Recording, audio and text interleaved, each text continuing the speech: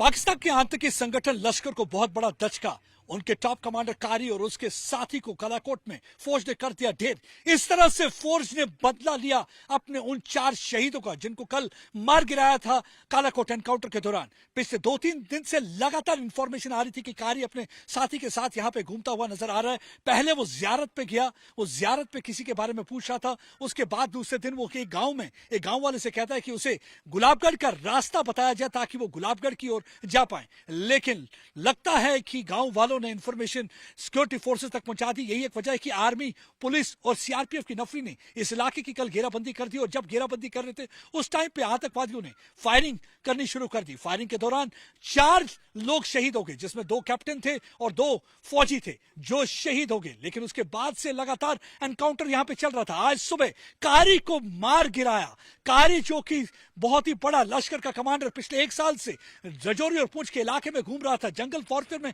काफी ज्यादा इसे अफगानिस्तान और पाकिस्तान में ट्रेनिंग दी गई थी। यही एक वजह है कि पिछले 1 वर्ष से ये यहां पे सरवाइव कर पा रहा था, क्योंकि लगातार एक गुफा से जो दूसरी गुफा में घुसकर वहां पे छुप जाया करता था, जिसकी वजह से कई बार सुरक्षा बल इसे ढूंढने में नाकामयाब हो जाते थे। लेकिन इस बार उसको कब्रिस्तान पहुंचा दिया और उसकी थोड़ी देर बाद उसके एक और साथी को भी मार गिराया है। भारी तादाद में उनके पास से गोला बारूद बरामद हुआ है, एक राइफल बरामद हुई है, कई राउंड्स बरामद हुए हैं। इसका मतलब यह कि पूरी तैयारी के साथ यहां पे बैठे हुए थे और गुलाबगढ़ में लगता है किसी बड़ी साजिश के तहत जा रहे थे। हो सकता है कि किसी माइनॉरिटी कम्युनिटी मेंबर को टारगेट करने की कोशिश थी, किसी हिंदू परिवार को टारगेट करने की कोशिश थी, ताकि एक बार फिर से यहां पे फसाद कराए जाएं, कम्युनलाइज किया जाए एटमॉस्फेयर को। क्योंकि सबसे ज्यादा अगर पाकिस्तान को कोई चीज नागवारा गुजरती है वो यहां के लोगों के चेहरे पर मुस्कान, क्योंकि कश्मीरी और जम्मू के लोगों के चेहरे पर वो मुस्कान नहीं देख सकते। यही वजह है कि लगातार वो रजौरी और पुंछ के इलाके में एक बार फिर से आतंकवादी गतिविधियां शुरू करने की कोशिश करते हैं। और इसी साजिश के तहत कारी को यहां पे भेजा गया था और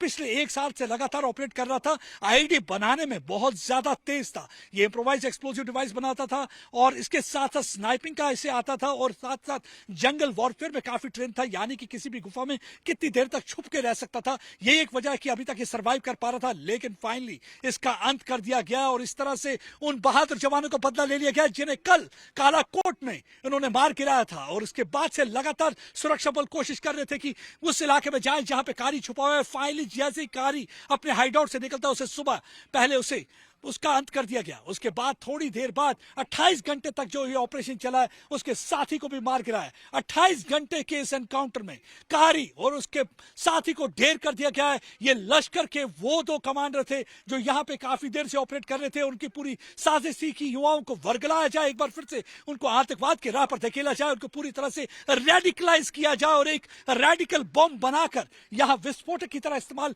किया जाए। जैसे ही उनकी पूरी कोशिश थी, लेकिन उनके सब मंसूबों पर हमारे सुरक्षा बलों ने पानी फेर दिया। और देख सकते हैं कि अभी भी यहां पे सैनिटाइजेशन प्रोसेस चल रहा है, क्योंकि ये एनकाउंटर तो खत्म हो गया है लेकिन ऑपरेशन जारी रहेगा। क्योंकि अभी भी लगता है कि इन जंगलों में कुछ और भी हो सकते हैं जिनको ढूंढने की तैयारी लगी रहेगी। क्योंकि सुरक्षा बल तब तक चैन से नहीं बैठेंगे जब तक इस इलाके में पूरी तरह से आतंकवाद का सफाया न किया जाए। क्योंकि पिछले 1 साल से लगातार ये लोगों के लिए सिरदर्द बने हुए हैं। ये वो शख्स कारी जो डांगरी में इन किलिंग में भी मुलविस था, इसने हिंदू परिवार के लोगों को टारगेट किया था। उसके बाद एक कांडी एनकाउंटर हुआ था, ऑपरेशन हुआ था जिसमें हमारे 5 पैरा के जवान शहीद हुए थे, उसमें भी ये मुलविस था। क्योंकि स्नाइपिंग में काफी तेज था और जब भी कभी जंगल वॉरफेयर में आदमी छुपा होता है, दुश्मन छुपा होता है, तो उसकी नजर हमेशा रहती है कि कौन जंगल में आ रहा है। यही एक वजह कि काफी ज्यादा सक्सेस इसको मिलती रही है। लेकिन आखिरकार अंत बुरे का बुरा ही होता है।